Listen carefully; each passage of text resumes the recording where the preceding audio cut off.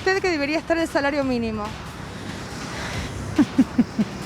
Es para reírse, mucho más de lo que está. Debería estar como en 120.000 pesos, más o menos. 120.000 pesos. Claro. Debería estar. Estamos muy lejos de eso. Estamos muy lejos, súper lejos. Porque con lo que estamos ahorita ganando eso no alcanza para nada.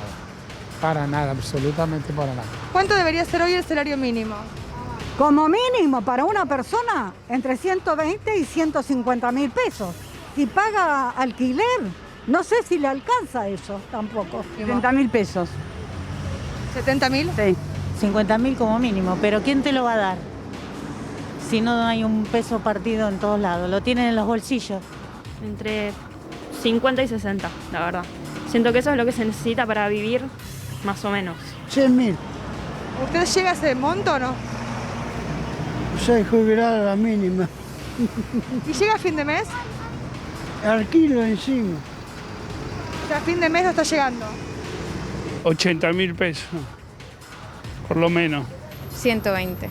¿Cómo llega a fin de mes? Gracias a mis hijos. Pero por mí no.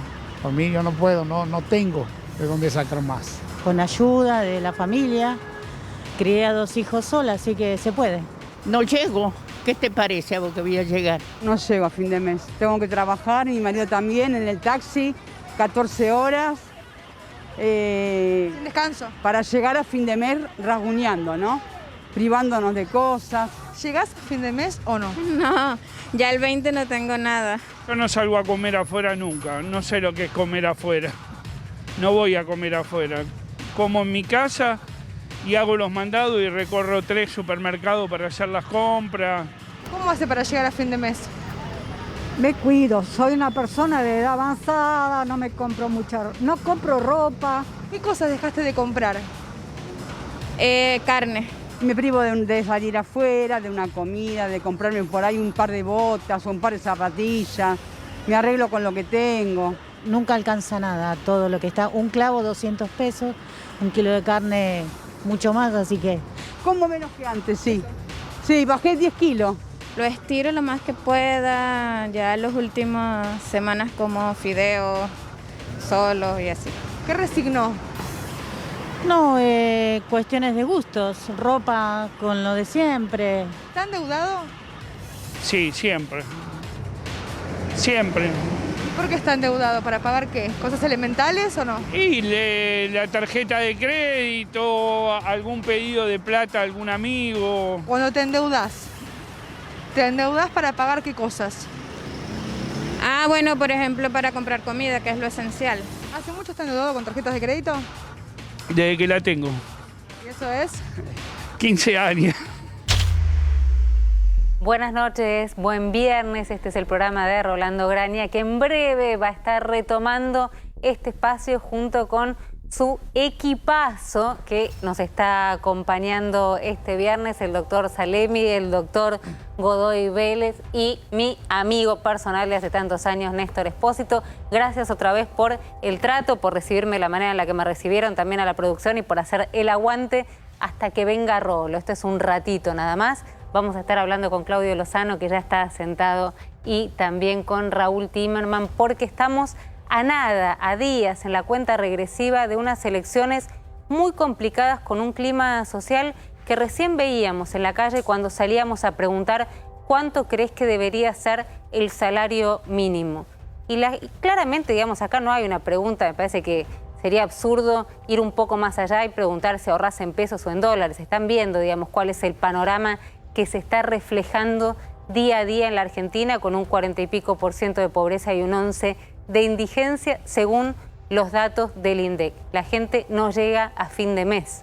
La gente se endeuda, lo contábamos el viernes pasado, lo traía Timerman en una encuesta, se endeuda para pagar servicios, no se endeuda para gastos superfluos ni para vacaciones. Bueno, fuera del marco de la pandemia tampoco lo podrían hacer, ni mucho menos para un crédito hipotecario. Se están endeudando para comer, están estirando a ver qué hacen con los fideos, cómo hacen para estirar más la comida. Una señora decía recién, bajé 10 kilos.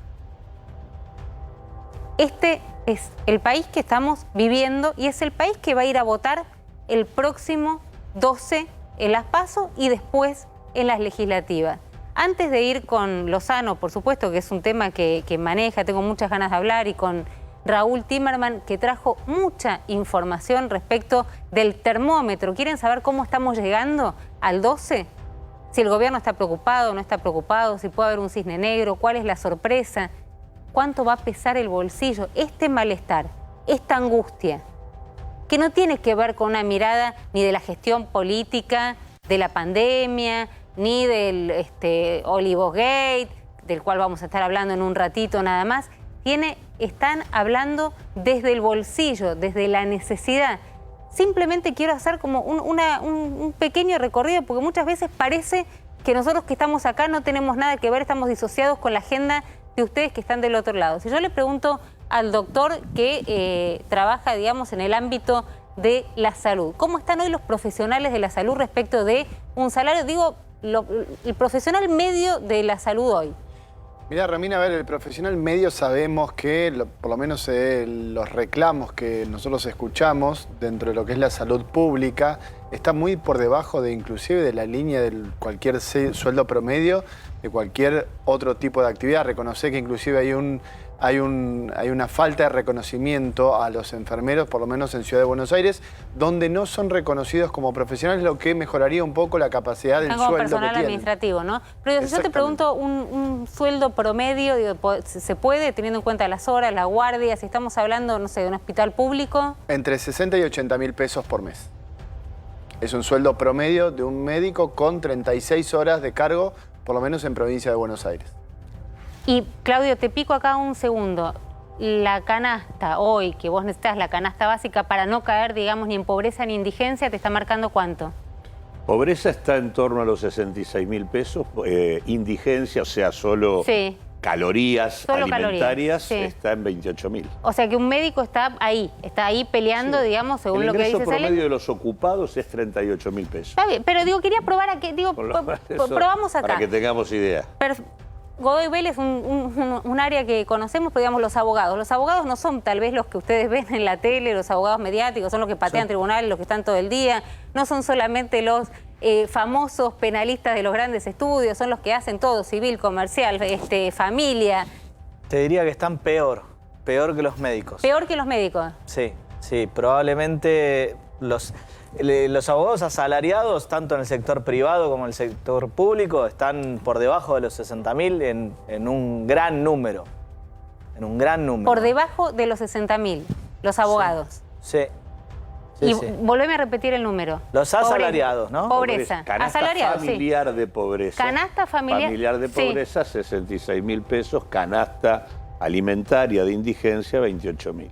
Sí. Néstor, no sé si... No conozco ningún periodista que tenga menos de 2 trabajos. Ninguno. En nuestra profesión es habitual el pluriempleo. Tener un trabajo, en caso que haya un trabajo formal, y algún otro kiosco, algún otro trabajo menos importante para completar un ingreso medianamente. La paritaria de prensa es una paritaria baja. A ver, y con este panorama, digo, quería venir un poco acá, ¿no? A lo que pasa en el piso. Le podría preguntar a los chicos exactamente lo mismo. Hay emprendedores, están trabajando acá, pero también están con sus propios proyectos. Digo, si les cuesta llegar a fin de mes, seguramente me contestarán que sí. Ni siquiera les voy a preguntar, digamos, en qué moneda ahorran o cómo va el Bitcoin, porque me parece que es una charla, ¿no? Para otro, no es para acá.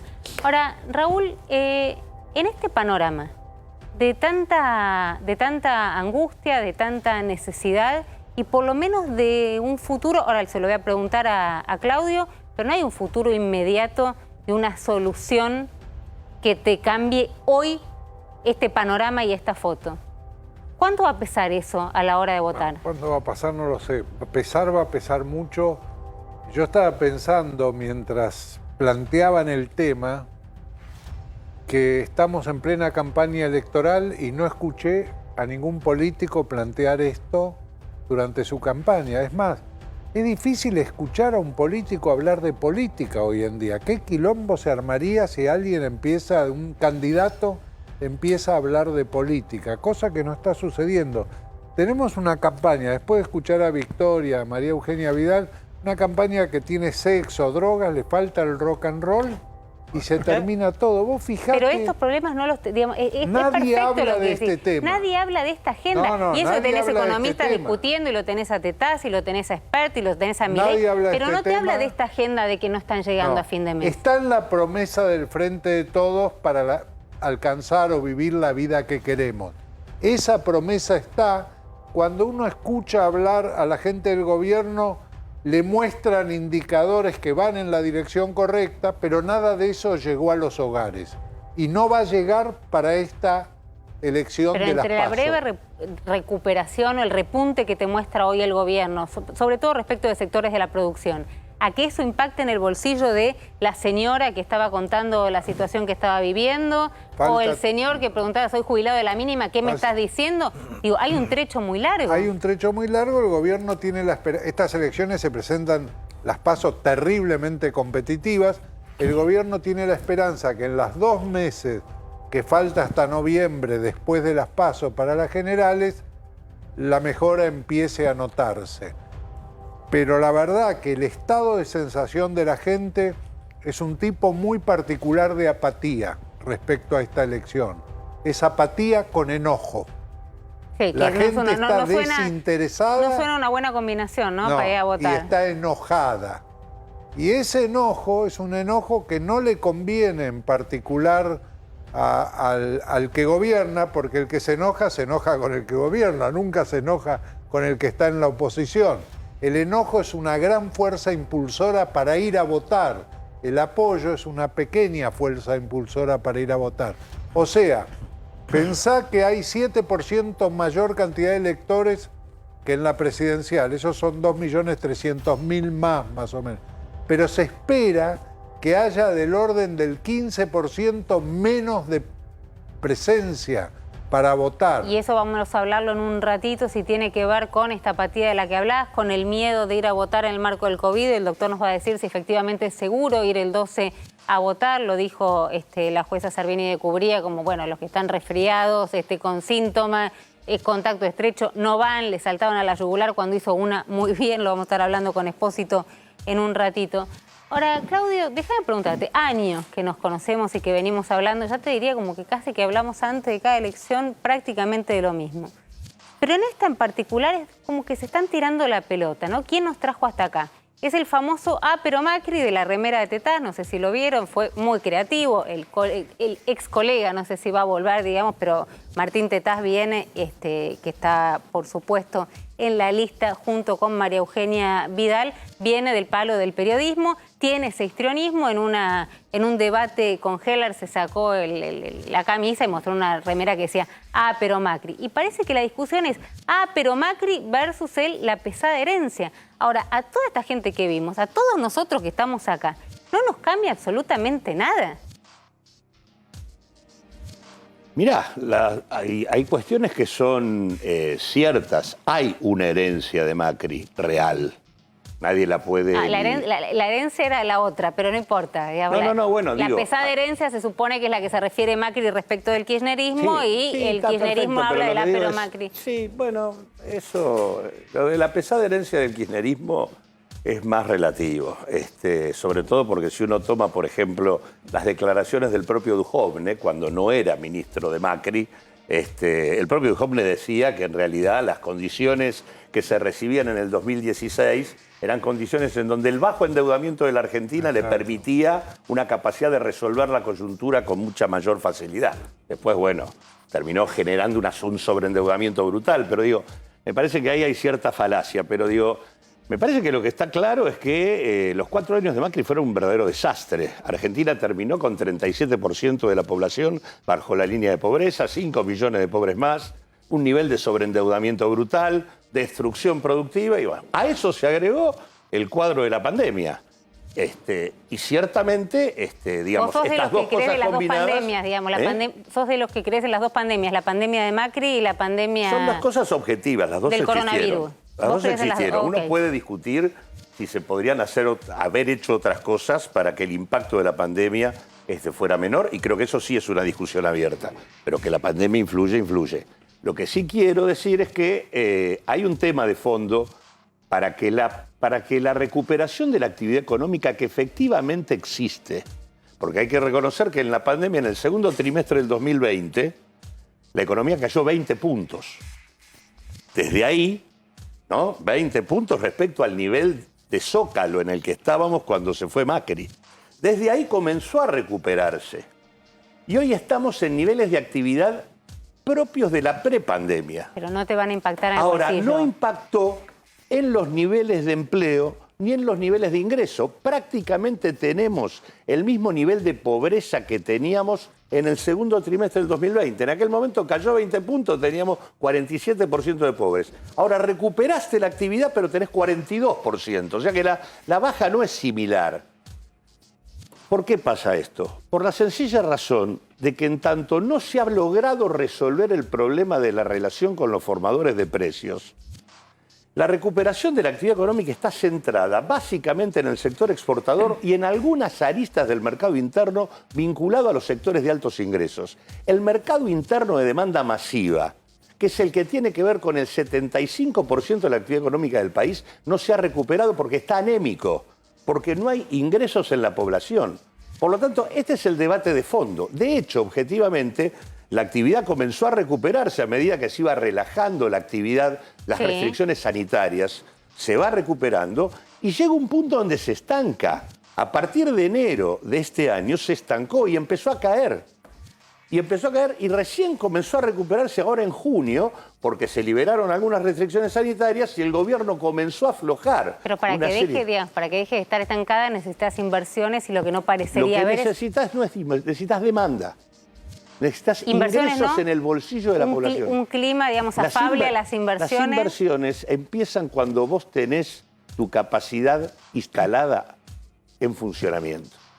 Si vos tenés hoy que prácticamente el 45-50% de la actividad, de la capacidad ociosa, que la capacidad productiva que la Argentina tiene para funcionar, no funciona, la inversión es muy puntual y sectorial, porque ya existe inversión que no está siendo utilizada. Necesitas demanda para que la capacidad productiva funcione. Y por lo tanto, ese es el punto central que tiene que resolver el gobierno. Y para eso tiene que resolver cómo le garantiza ingresos a una población en situación de informalidad a la cual no le llega ni la política salarial, ni las jubilaciones, o sea, hay casi la mitad de la población laboral de la Argentina en situación de informalidad y desempleo. Pero Claudio, ¿de qué hablas? ¿De planes? No, estoy hablando de, por ejemplo, hay una discusión instalada al interior de la coalición electoral, que es el tema de un ingreso universal sobre la población en situación de informalidad. Eso es una discusión. Hoy, para que tengamos una idea... ¿Pero sería perpetuar el IFE? No, no es el IFE. En realidad el IFE fueron 3 y en realidad no tenía, digamos, la extensión que debería haber tenido, pero ni tampoco el monto. Pero eso se puede hacer y esto te recompondría a nivel de demanda, siempre y cuando disciplines el comportamiento de los precios. Pero seguís sin trabajo genuino. ¿Eh? Seguís sin trabajo genuino. Al revés. ¿Por qué? Porque la demanda, en tanto exista, pone en marcha la producción y la producción genera empleo.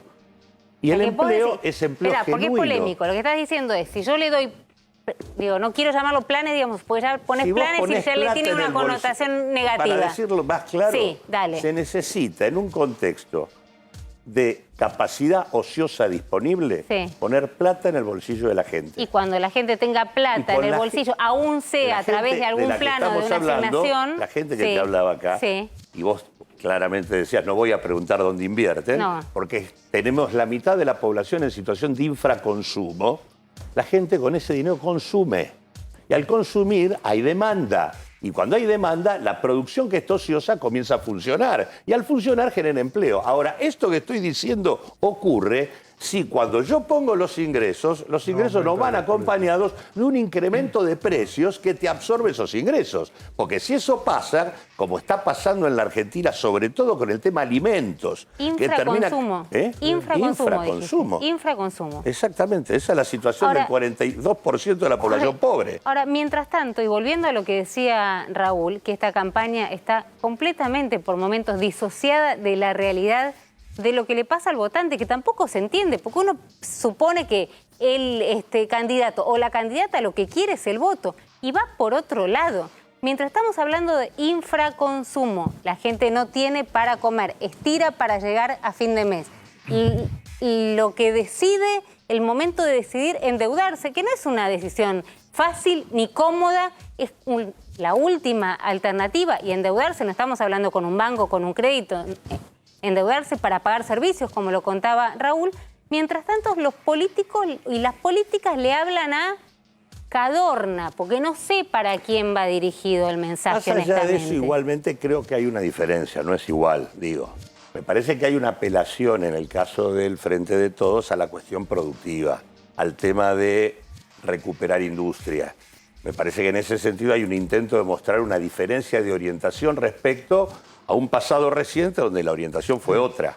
Esa distancia me parece que está. Eso es verdad. Sí, eso es verdad, pero vos sabés que no hay ninguna recordación por parte del electorado de los spots televisivos. No, eso lo damos otro día. Les quiero mostrar, digo que con independencia del impacto que tiene, ¿no? Es otra cosa. Pero les quiero mostrar, digo, más porque allá yo creo que hay un hartazgo generalizado de la población que me parece que atraviesa al conjunto del sistema político y que me parece que ese sí es un problema que tenemos puesto. Pero una cosa, perdón, es el hartazgo, y otra cosa es realmente la necesidad y lo que significa no tener a la noche estar pensando qué le vas a dar de comer a tus hijos. En un contexto de suma necesidad. Claro, no es el hartazgo. Una sola cosa, Romina.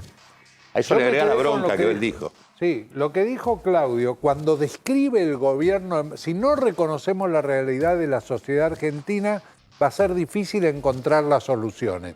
Cuando él describe el gobierno de Mauricio Macri y el estado en que termina su gobierno, que yo estoy de acuerdo, él describe bien el gobierno de Mauricio Macri, el 40% del electorado lo vota para que vuelva a ser presidente. Entonces tenemos que reconocer que la sociedad argentina está dividida.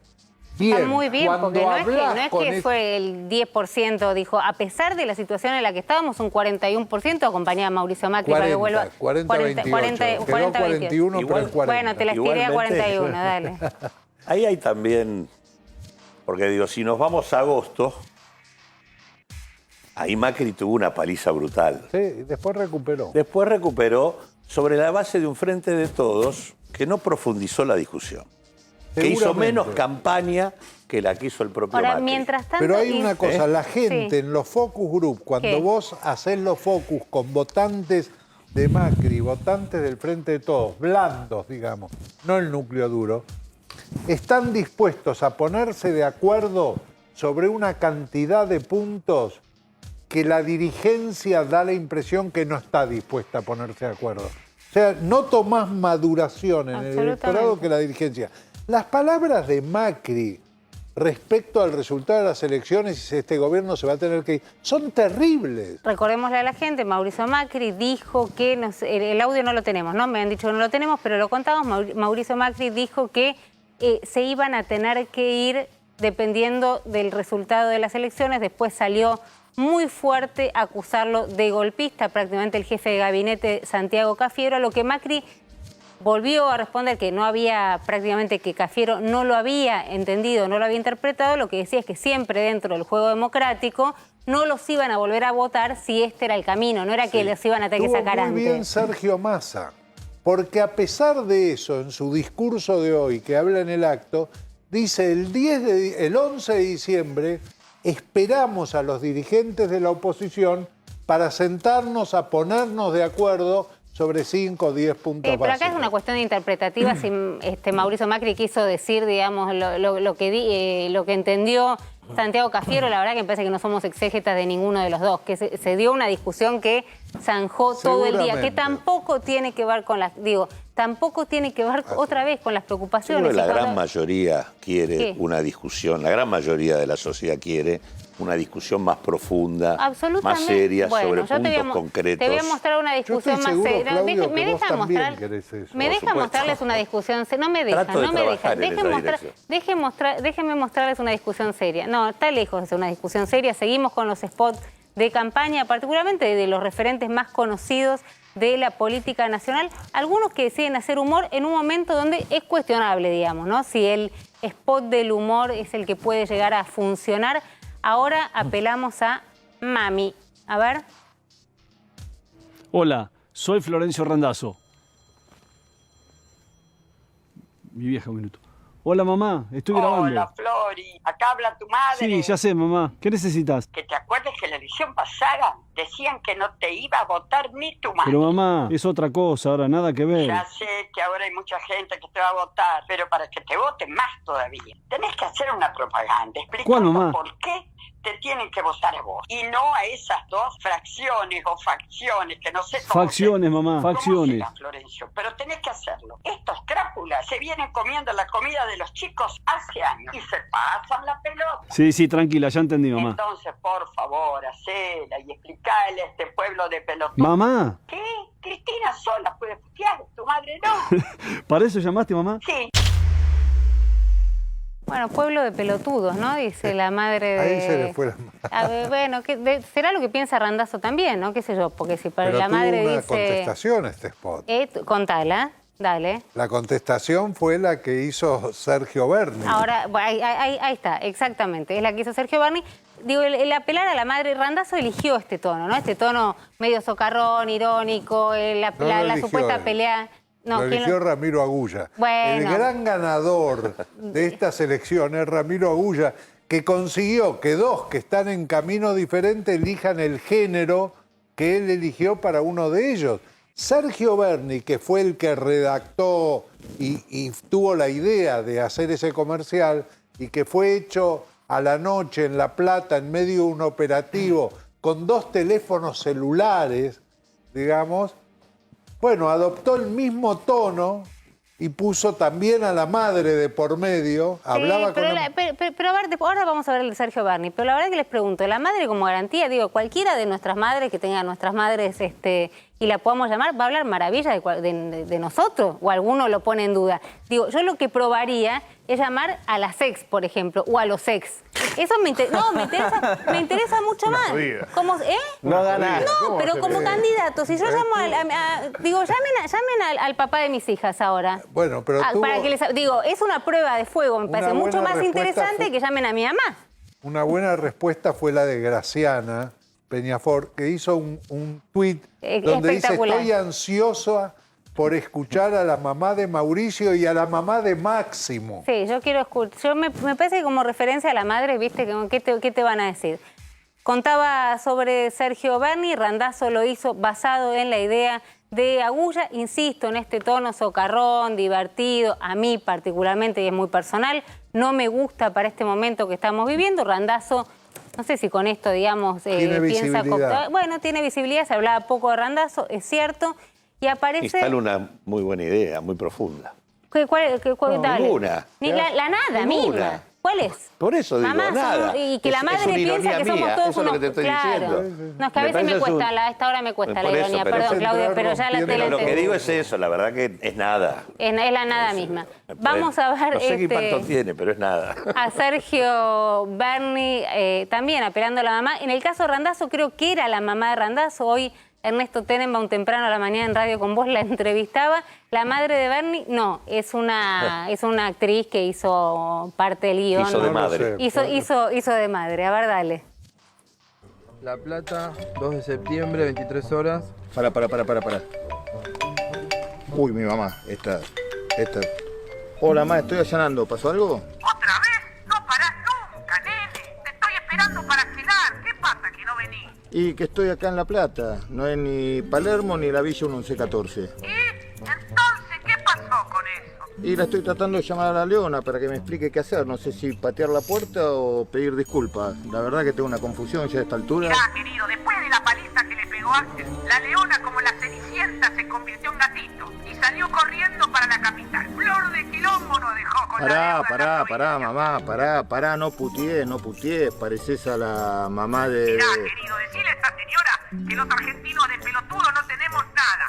Tendré 86 años, pero tengo memoria y por eso lo banco a Axel. Así que, hacé lo que sabes hacer, patea esa puerta, sacale la droga, metelo preso y vení a cenar que se enfría la comida.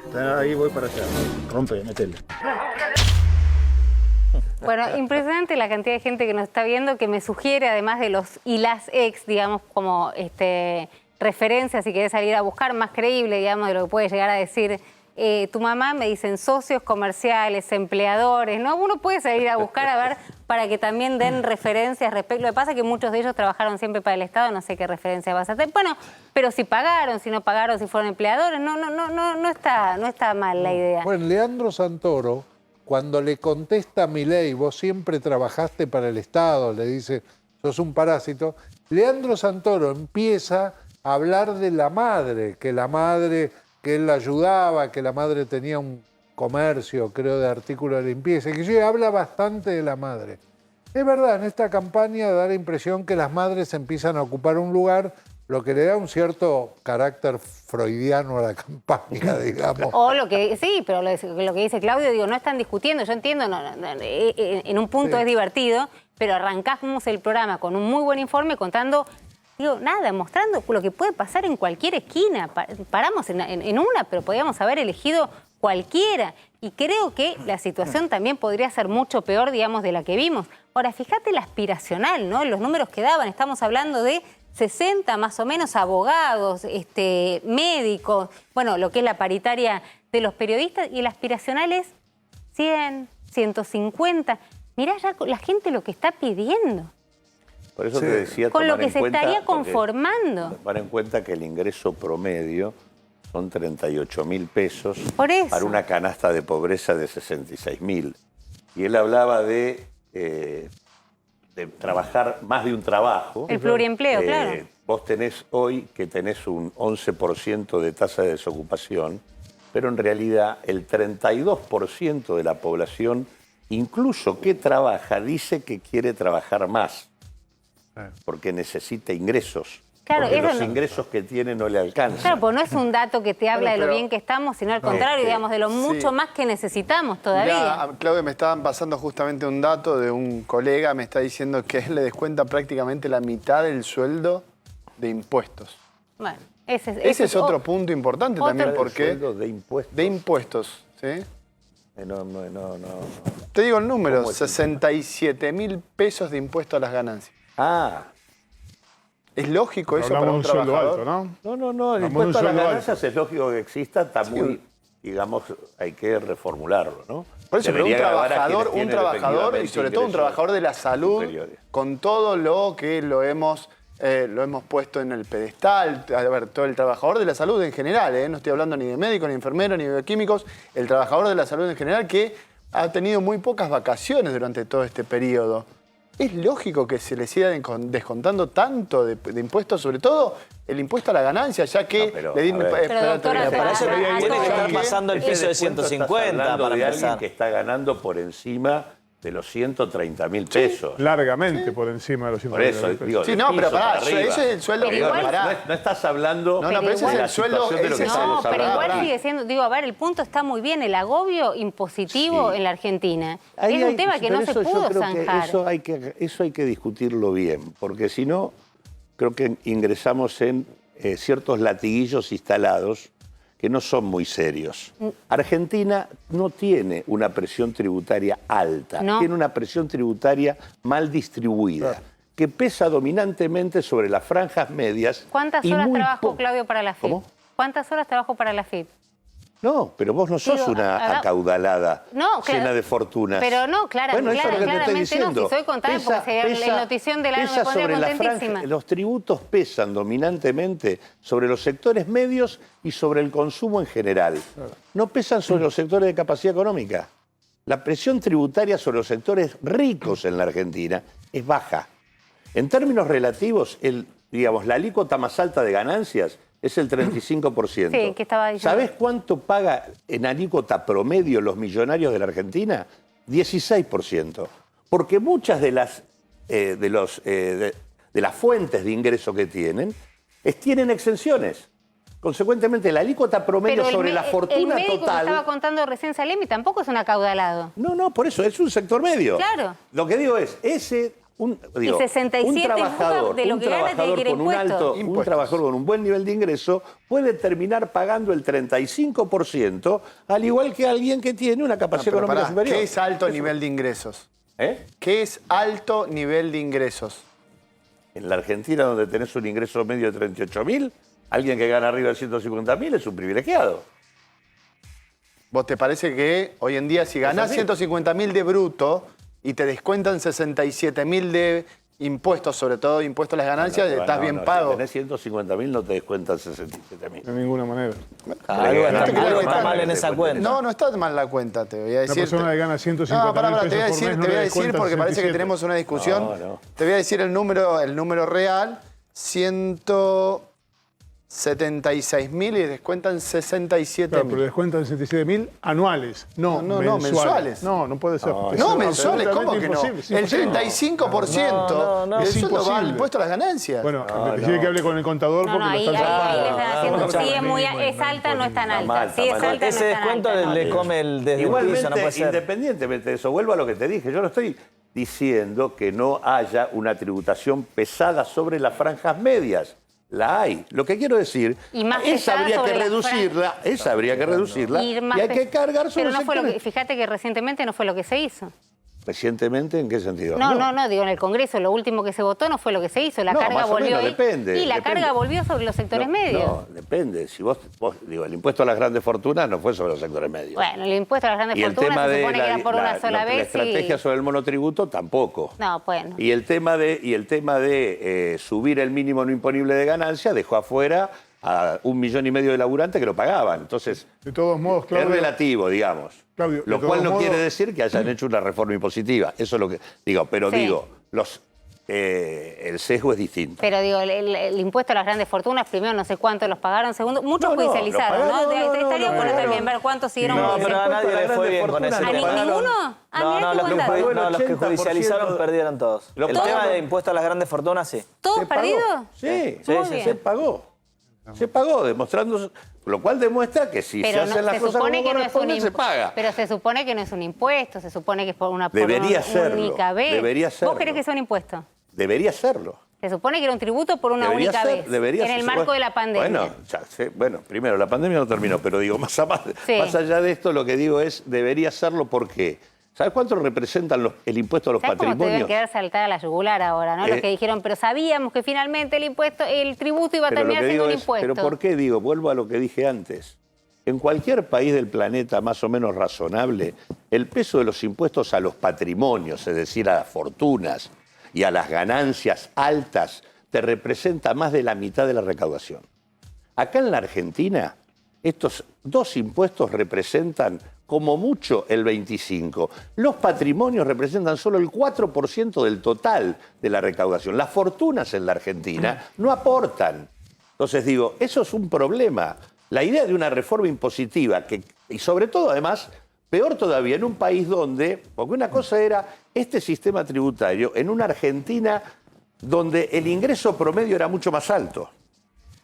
Cuando vos tenés un proceso de desigualdad creciente como el que la Argentina vivió en los últimos 45 años y tenés una concentración de los ingresos en una capa muy reducida de la población, vos tenés necesariamente que llevar los impuestos sobre ese sector para que con mayor capacidad económica aporten más. Pero claramente, ahora, claramente no es lo que pasa. No, pero ¿por qué? Porque tenés la tributación dominada en consumo, donde todos vamos y consumimos. Da lo mismo que gane 100 a que gane 10. Sí, Roca, yo y la señora pagamos lo mismo la leche. Igual. Sí, y después, el impuesto a las ganancias y al patrimonio hace que paguen más en términos relativos los sectores medios que los grandes.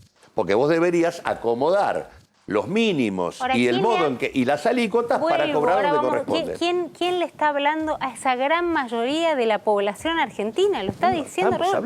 No, nosotros estamos hablando. ¿Pero vos sos candidato? Yo soy candidato. Bueno, está bien. Pero vos lo debatiste, ¿lo escuchaste?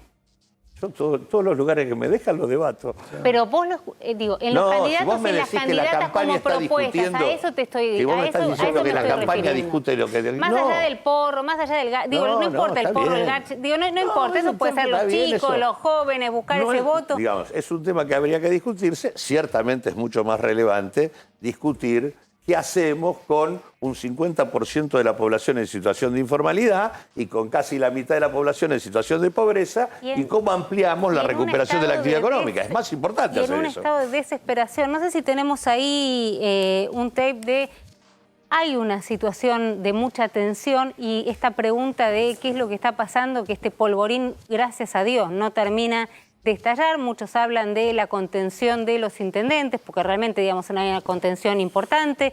Vivimos la toma de Guernica. Les voy a pedir que miren estas imágenes que no son en Guernica. ¿Cuándo fueron? A ver si me... Barracas del día de ayer, las grabó el equipo, miren.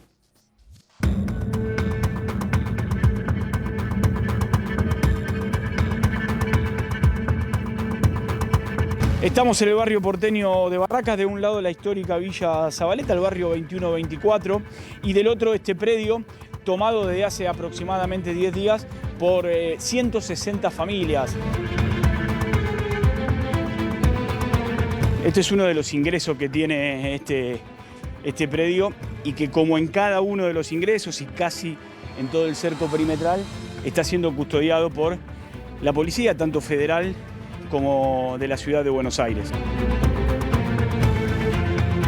Esta es parte de lo que es el nexo entre este predio ferroviario que pertenecía al gobierno nacional, que se le terminó dando al gobierno de la ciudad, pero que por diferentes situaciones meramente burocráticas esta sesión no se ha traspasado. Gente que está tomando y le paso agua caliente, agua, papel higiénico, lo que necesiten. ¿A ustedes le pasan? Sí, siguen siendo personas, ¿no? A pesar de la toma y a pesar de que esto no se puede hacer, estamos todos conscientes que no se puede hacer, pero lo necesitan. ¿También, maestros? ¿Cómo están ahí? No, yo quiero salir acá, ¿no? Bueno, le están pasando... ¿Le pasaste? ¿Qué le pasaste? Paracetamol. No, y no nos dejan pasar los medicamentos. No podían recibir nada, ¿no? No, nada. No ¿Y vos estás de este lado por qué? Yo estaba de aquel lado, pero salí ayer y bueno, ya no me dejaron entrar. ¿Ya no puedes entrar más? Sí, estoy con 7 chicos. Ya no puedo ingresar más. La villa se hizo a partir de tomas. Toda la villa es una toma. Y lo de la vía sí está bien, está mal que esté en la vía, pero mirá dónde está mi casa. Mirá dónde vivo, mirá el barro con el que vivo. ¿Cuál es tu casa? Mi casa es esa, y mirá el barro con el que vivo todos los días. Verano, invierno, ¿entendés? Nosotros tenemos un abandono de estado hace años. ¿Por qué esta toma? Necesitamos una vivienda, yo alquilo. Yo necesito una casa. Y necesito un montón de cosas que no tengo. Y bueno, y no me queda otra que hacer esto, porque donde yo alquilo me cobras 14 lucas. Y de por sí necesito, no tengo plata para pagar 14 lucas todos los meses. ¿Querés te ayudo y te acompaño a recorrer toda la villa? No hay gente que te quiera alquilar con chicos. No hay. Y mirá la cantidad de chicos que hay ahí adentro. Estamos acá haciendo un reclamo por una vivienda digna o una relocalización para poder acceder a una vivienda con un plan de pago accesible y acorde a nuestros ingresos, ¿no? Actualmente no tengo trabajo, pero el Estado me da un subsidio por tener a mi hija, que es de la asignación y la alimentaria, y yo con eso me sustento, pero no alcanza. Y tampoco voy a pretender que el Estado me dé para vivir, ¿no? Pero no alcanza, lamentablemente no alcanza. Nosotros estamos resistiendo de manera pacífica, pero la policía nos hostiga en cada momento. Y luchando, quedándome ahí todos los días, como me quedaba con mis hijos durmiendo ahí en una carpa. O sea, quedándome ahí para que me dé una respuesta. Esa es la manera que tiene la gente que está de este lado, afuera de lo que es la toma del predio, de comunicarse con aquellos que están dentro, que son familiares, amigos, a través de las escaleras, y a partir de allí se pasan las necesidades básicas, comida, bebida o algún tipo de medicamento, pero todo se hace a través de esas escaleritas. A ver, ahí está saliendo una pareja con una olla. ¿Llevaron para adentro del predio? Sí, porque no nos deja cocinar. ¿Adentro no se puede cocinar?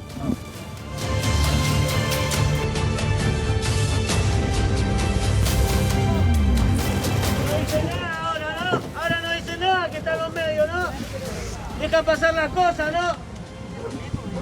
Manga activa. ¿Por qué, maestro? Maestro, ¿por qué decís eso? No nos dejaba pasar nada por ahí. Hay mujeres embarazadas, nenes chiquitos, recién nacidos, todo, y no dejaba pasar nada la policía. ¿Pero cómo es la situación de las mujeres, de las madres, con los bebés, con los niños? Y la situación de las mujeres se quedaron sin alquiler. Ahí tengo familia que la echaron de los alquileres, están en la calle con sus hijos.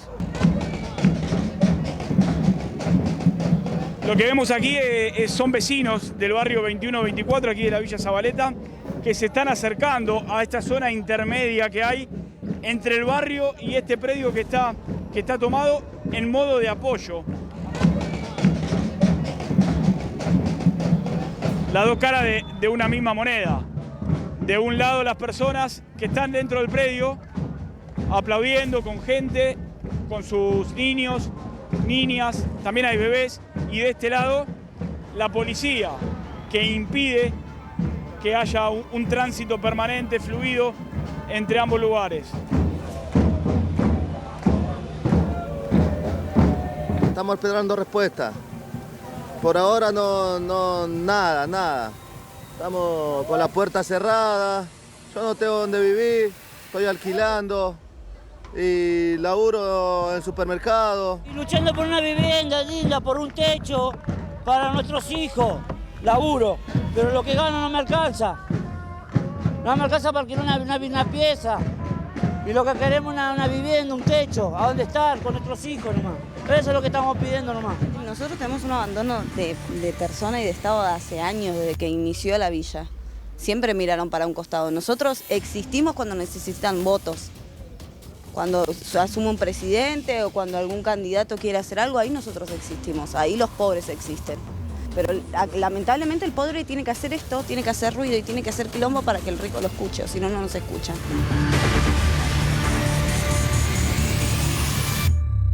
Veíamos la toma en la 21-24 en Barracas, más de 100 familias, muchas de ellas mamás con chiquitos, y una mujer que hablaba con una claridad que la verdad te dan ganas, perdón, y con todo respeto a los candidatos y a las candidatas, al Lozano que está acá también, pero te dan ganas de correrlos a todos y decirles, sentame a esa señora por favor en la mesa porque vamos a dialogar un poco en base al sentido común, diciendo cosas muy tremendas. Entre ellas, yo sé que está mal lo que estoy haciendo. No estaba haciendo una reivindicación política de la toma. Más allá de que esto se buscó politizar y dijeron que fueron punteros del PRO, que salieron... Más allá de esa discusión, que la tenemos nosotros sentados, calentitos, cómodos acá en el estudio, la podemos discutir. Estoy con los pibes, no tengo 14.000 pesos para una casilla, es lo que me piden. Sé que está mal. Tenía absoluta conciencia, le digo al doctor, le digo a Néstor, de que estaba cometiendo un delito, el delito de usurpación. Ahora, faltaba que dijese qué quieren que haga, qué otra cosa puedo hacer. ¿Y qué dijo? Lo que muchos argentinos sienten en esta situación. Nos buscan solamente cuando quieren votos, nos vienen a buscar solamente cuando hay elecciones. Recorren este lugar que los invitaba, lo invitaba recién a nuestro colega a recorrerlo y que nos permitía ver estas imágenes, lo recorren solamente cuando hay elecciones y cuando necesitan el voto. Y después se olvidan. No estaba haciendo una reivindicación política. Ninguno de los que estaban ahí, por lo menos hasta donde yo escuché,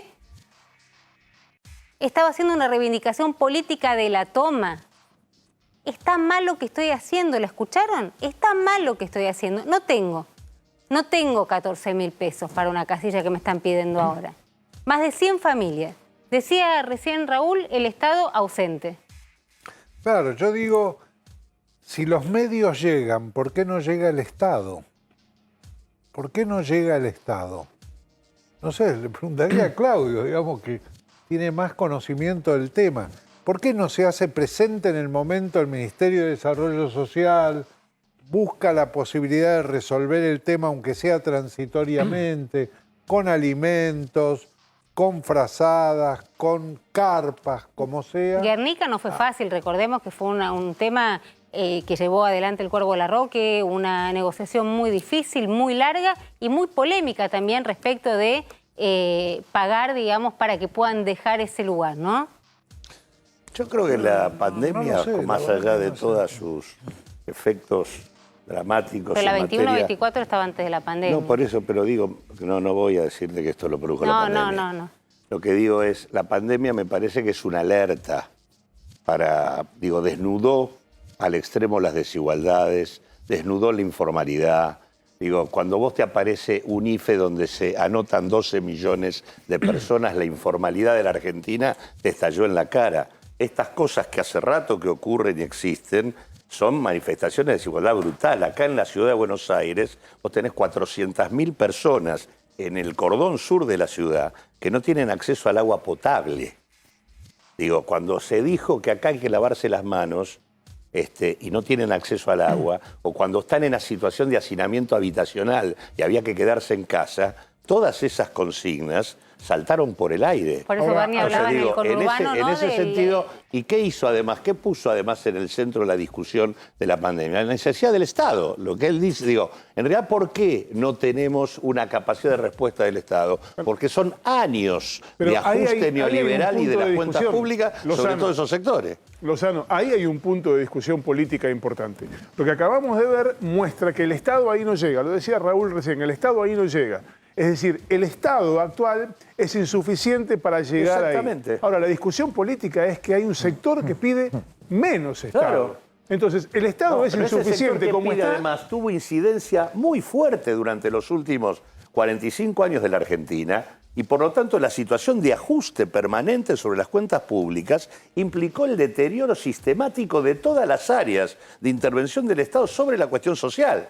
Entonces digo, si vos agarrás el presupuesto de salud o el presupuesto educativo, todos esos presupuestos perdieron participación. A la discusión creo que es la más miserable y desagradable de todas cuando uno escucha la dirigencia política, ¿no? Porque también del otro lado tenés quienes te van a decir, yo me rompo el culo laburando todo el día para tratar de pagar un alquiler, no llego, no puedo, apenas estoy arañando poder estar en algún lado, o no sé, o estar en lo de mis viejos, o mudarme donde sea, y no fui a usurpar nada. Y el Estado no me dio nada. Es una discusión muy compleja, que tiene ribetes muy miserables. Sí, no, pero más, digo, Ciudad de Buenos Aires, por ejemplo, hace una década, en la Ciudad de Buenos Aires alquilaba el 10% de los hogares. Hoy es el 40%. Claudio Lozano, muchísimas gracias por haber estado esta noche acá. Vamos a seguir charlando. Charlamos tantos años. Él se acuerda de mí, pues yo era muy chiquita y lo llamaba por el precio del tomate. Ahora soy muy grande y lo sigo llamando por el precio del tomate. Es una cosa como... Veo que no salimos de eso. Lo peor es que el tomate sigue subiendo. Y sigue subiendo. No, por eso digo, sí, porque es la discusión que podemos tener eternamente hasta que los dos seamos muy viejos. Mira lo que te digo. Espero que lo paremos antes. Espero que lo paremos antes. El precio del tomate. Claro, sí, el precio del tomate, no nosotros. Raúl, muchísimas gracias. Después vamos a hablar la semana que viene, si podemos, del cisne negro y de las sorpresas que todavía insistís que puede dar esta elección en la que el gobierno no llega muy cómodo. Claramente lo estamos viendo, porque sumado a este clima de malestar, enorme malestar social, veíamos la calle y veíamos barracas. Bueno, también ahora vamos a ver los coletazos del Olivos Gate, que vos decías, todavía no se midieron, pero prácticamente los vamos a ver el 12, ¿te parece? Así es. Muchísimas gracias. Gracias a vos. Y hablando del Olivos Gate, ¿hay novedades? Bueno, sí, justamente. Casanelo se declaró incompetente. En el día de ayer hay tres... No, en el día de antes de ayer... Antes de ayer, primero. Y hay 3 días para apelar, con lo cual, digo, en principio esta resolución no está firme, pero mandaría el expediente a la Cámara de San Martín, a la Cámara Federal de San Martín, que lo tiene que asignar. No se apure. Que lo tiene que asignar y ahí se da la discusión. ¿Por qué? La resolución de Casanelo dice que tiene que pasar a un juzgado, ¿sí? Que es el de Mirabelli. ¿Y qué es lo que sucede en San Martín? Se debaten. ¿Qué se debaten, Néstor? El juzgado que esté de turno. Tengo alguna información. Primero, no van a regalar la competencia. Hay algún sector de los imputados que dice, ¿por qué se va a ir a San Isidro así como así? Y hay quien está pensando, hay tiempo todavía hasta las 2 primeras horas del martes que viene, hay quien está pensando en plantear, vamos a pelear la competencia. Que no se vaya, que se quede aquí. Porque el otro juzgado, ¿cuál sería? El de Arroyo Salgado. Ahí también hay otra cuestión, otra discusión de fondo.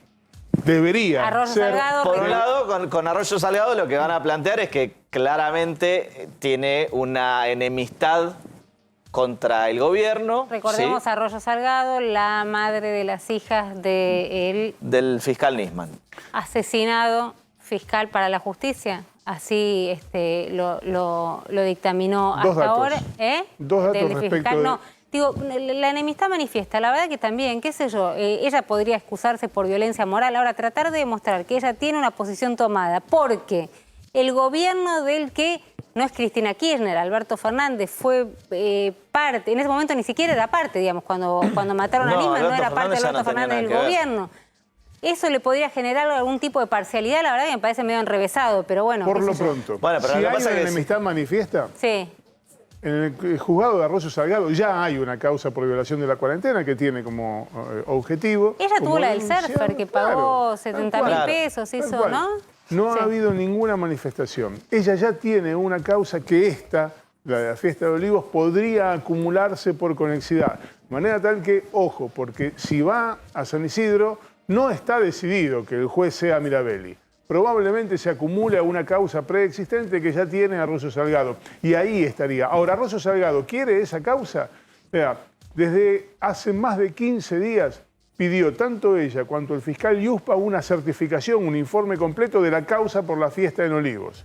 Y desde entonces hasta ahora nunca planteó la incompetencia, con lo cual no está claro ni que vaya a ir para San Isidro, ni que se la vaya a quedar Mirabelli. Está todo en discusión y lo que sí es cierto es que esa discusión no se va a agotar de ninguna manera antes de las PASO y difícilmente antes de las generales. Pero el planteo es malintencionado, ¿no? No es malintencionado el planteo, digo, de enemistad manifiesta, porque qué es eso, no sé, la verdad. No que está hecho todavía, pero No, es lo pero si que desde la defensa muy pocas argumenta. Muy pocas posibilidades. Muy pocas posibilidades de prosperar un planteo de enemistad. Sí. Y con respecto a Mirabelli también es un interrogante. Sí. Porque es un juez federal que tiene muy o nulos vínculos con la política, a diferencia de lo que pasa con la mayoría de los jueces federales, que medianamente se conoce de qué palo son. Ahora, doctor, me están diciendo que lo tengo que liberar. ¿Por qué? Y porque vamos a festejar el Día del Abogado. Liberalo. Vamos a festejar el Día del Abogado, sí, digamos, cumpliendo obviamente con todos los protocolos, con el aforo que hoy permite la Ciudad de Buenos Aires. Con Néstor solíamos ir, yo lo he sacado borracho de varias fiestas del Día del Abogado.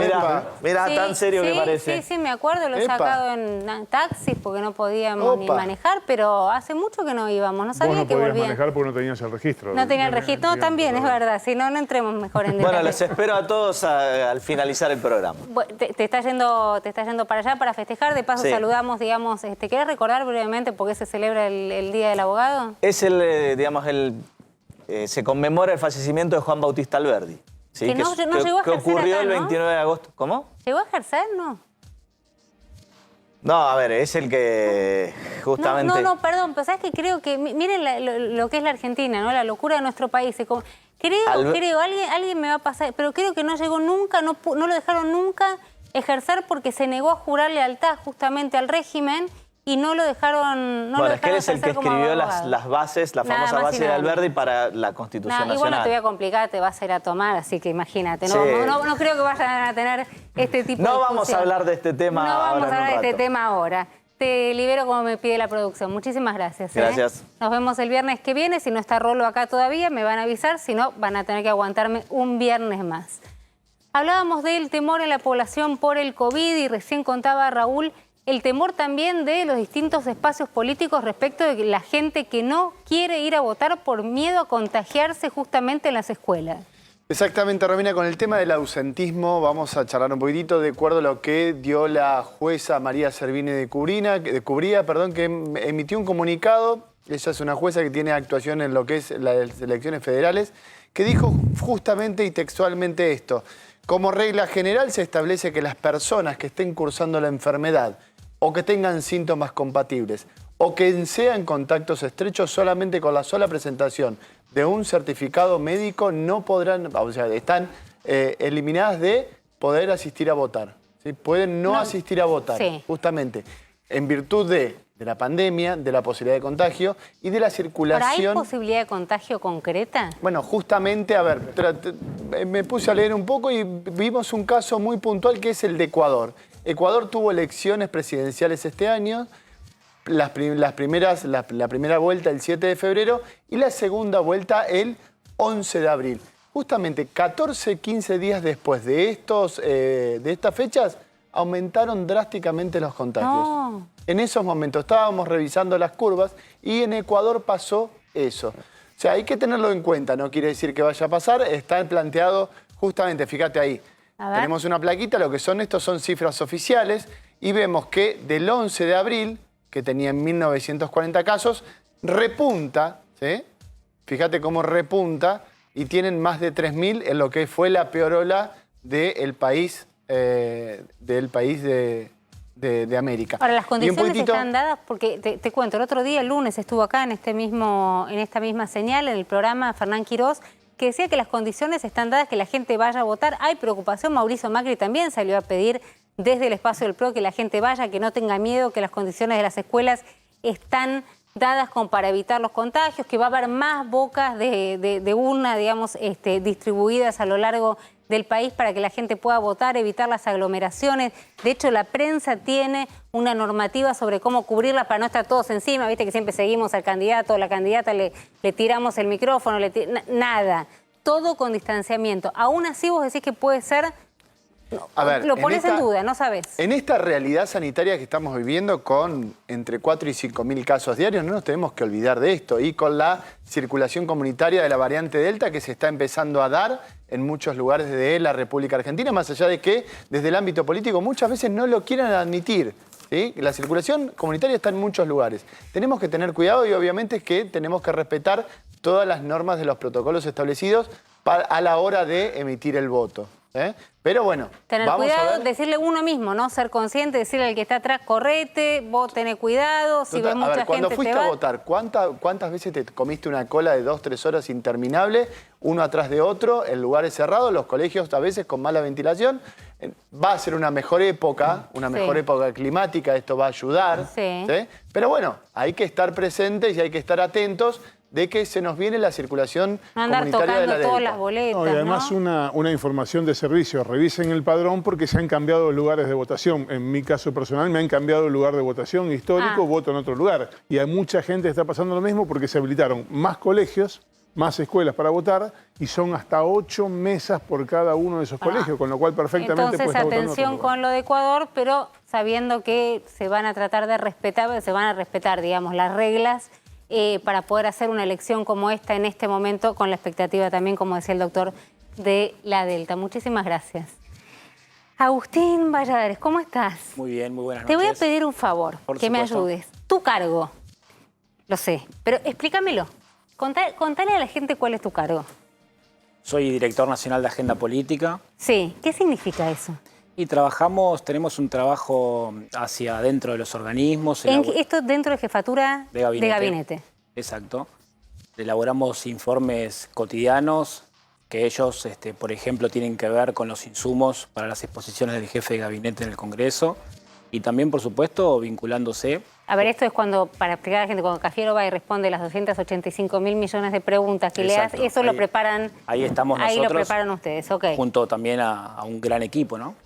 Y también, por supuesto, nosotros intentamos darle un perfil territorial a la jefatura de gabinete y empezamos a desarrollar diferentes dispositivos interministeriales para poder abordar problemáticas específicas. Por supuesto que la pandemia complejizó mucho el tema, tuvimos un caso muy puntual que trabajamos mucho con las personas electrodependientes y pudimos desarrollar dispositivos muy eficientes que logramos incorporar los diferentes organismos para hacer un real cumplimiento de la ley que se sancionó en años atrás. Ahora, y aparte, vas como candidato. Soy de Lanús, no hay nada que quiera más que mi ciudad y soy precandidato a concejal por el Frente de Todos. La conocés, viviste ahí, vivís ahí, no te fuiste hace 5 minutos, no te mudaste hace... No. Nací, vivo y soy la quinta generación de mi familia en nacer y vivir en Lanús y mi hija Almendra es la sexta y ojalá seamos muchos los Valladares que estemos en nuestra ciudad. Hoy es un capital para un candidato, ¿no? Ser nacido y criado en el lugar, ¿no? Algo que pareciera ser lógico, o que debería ser lógico, entró en debate y en discusión y me parece interesante también abordarlo de esa manera.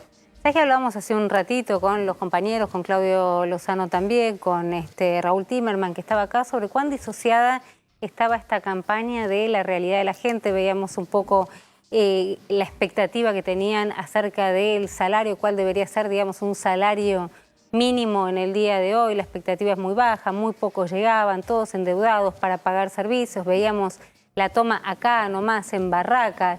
No es de lo que se habla.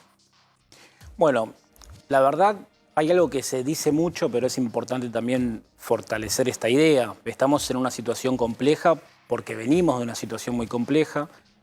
Como nosotros planteamos la gestión del 2015 al 2019, sin querer cargar tintas y querer polemizar sobre eso, objetivamente fue una situación muy difícil para la Argentina en términos económicos y en términos de cómo eso también generó daños colaterales en el tejido social de nuestra sociedad. Y la pandemia vino a profundizar, la pandemia golpeó a los estados más sólidos en el mundo. La pandemia corrió el telón, ¿no? De alguna manera también, de algo que me parece que estaba pasando. Corrió el telón, escuchaba también recién, creo que Lozano, que planteaba esta idea de que se desnudaron o que se visibilizaron los problemas que se venían. Bueno, de hecho, con la IFE, ¿cuándo pensaban? Cuando empezaron a pensar en la IFE, pensaban en 4 millones de personas, terminaron siendo 9. Se anotaron 2 y terminaron siendo 9 millones de personas. 9 millones de personas. Creo que la Argentina merece debates profundos. Digo, no tenían ni idea, no había ni un registro, no importa, un gobierno, el otro, acá no vamos a empezar ni la pesada herencia ni a pero Macri. Digo, no había un registro de la cantidad de argentinos y argentinas que estaban en la informalidad. Tal cual, y eso me parece que es un dato no menor que nosotros tenemos con el nivel, con el grandísimo nivel que tenemos de empleo informal. Es muy difícil pensar un país con crecimiento y con desarrollo, y ese es el compromiso que asume nuestro gobierno, el compromiso de poder construir un gran acuerdo nacional, de poder desarrollar, pensemos parecido, pero sobre todo con los que pensamos diferente, 4 o 5 ideas fuerzas que constituyan a un Estado-nación que pueda progresar, que pueda desarrollarse con niveles de igualdad o de justicia social, como decimos los peronistas. Y llevándolo a la escala de mi ciudad, creo exactamente lo mismo, ¿no? Yo soy una generación joven que quiere honrar a la política y que creo que la política tiene que generar el escenario donde se den la batalla de las ideas. Y las ciudades, la ciudad como Lanús, una ciudad del conurbano de más de 500.000 de habitantes. Ideas que impacten en la vida doméstica también de cada uno de los habitantes, ¿no? Porque si no quedamos en la discusión de ideas. Es que la discusión justamente no tiene que ser en función de la agenda de la política, sino en función de la agenda de la sociedad. Y como vos bien mencionabas, y acá estuvieron enumerando, planteando muchas de esas aristas de la realidad que tenemos. Te decía, Lanús, una ciudad tan densamente poblada, tan compleja. Somos la ciudad más densamente poblada de la Argentina. Y somos una de las pocas ciudades del conurbano que gobierna el macrismo. Y este no es un dato menor. ¿Es una buena gestión la de Grindetti? Para mí no. Para mí no. Sí tuvo algunos avances en los primeros años, pero no ha desarrollado ninguna obra estructural, pero sobre todo ha sido... ¿En seguridad con Diego Kravetz al frente tampoco? Mira, te respondo con estadísticas. En el último año uno hace las evaluaciones comparativas y Lanús ha duplicado los homicidios dolosos, a diferencia de Quilmes, Avellaneda, Lomas, por nombrar ciudades cercanas que lo han disminuido, o la provincia de Buenos Aires, donde se ha sostenido. Es muy injusto también plantear que el problema de la inseguridad, que es un verdadero problema en el conurbano, a mí es de lo que más me preocupa, porque lo sufren todos los sectores sociales. Absolutamente transversal. Pero fundamentalmente la sufren los que menos tienen, sí, ¿no? Los que se levantan tempranito y en bici o en colectivo van a trabajar o llevar a sus hijos afanando, sí, a la escuela. Pero digo, es muy injusto quizás plantear que la competencia que puede llegar a tener un Estado local puede ser la integral para resolver el problema de la inseguridad. Sí creo que es necesario plantear un debate profundo sobre el tema. Mirá, te tiro un dato. Hace 20 años los estados locales ni siquiera tenían organismos de seguridad, no existían secretarías de seguridad. Ahora no solo que existen en todos los estados locales, en todos los gobiernos locales, sino que también son quienes más se llevan el porcentaje del presupuesto municipal en materia de seguridad. Pero muchas veces se cae, quizás por la celeridad y por el frenetismo con el cual se vive la política, en políticas muy vinculadas al marketing para intentar construir respuestas rápidas a problemas complejos. Bueno, creo que la política tiene que poder fortalecer una idea de construir un proyecto serio que pueda mitigar en lo inmediato y que pueda resolver en el mediano plazo, y ahí los estados locales... Sí, no con lemas reduccionistas, ¿no? Que Exacto. No te van a solucionar los estados locales nada. Tienen mucho para poder aportar en ese sentido. Te agradezco muchísimo que estés acá esta noche en el programa de Rolo Graña. Vuelvo a recordarlo, por supuesto, a todos sus televidentes. Va a estar acá, lo estamos reemplazando con el equipazo que tiene, de los mejores lejos, que tiene esta señal de A24.